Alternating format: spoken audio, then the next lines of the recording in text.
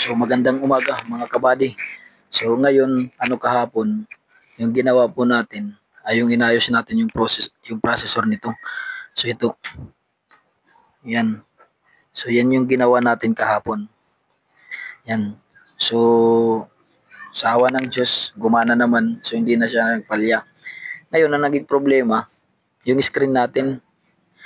Naging problema yung screen. Ang lumalabas ito eh.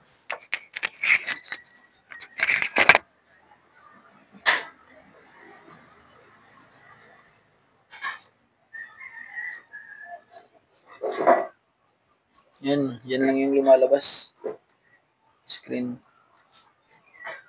Yan lang. Yan yung mahirap. Medyo mahirap. Yan. Video input lang at saka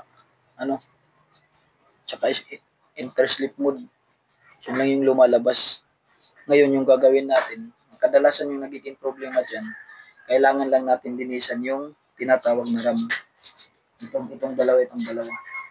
So lilinisan natin yan. Yung dalawang yan. So, lilinisan natin kasi kadalasan yun yung nagiging problema. Yun yung kadalasan yung nagiging problema. Pag yun yung lumalabas, susubukan natin. Sige, bye.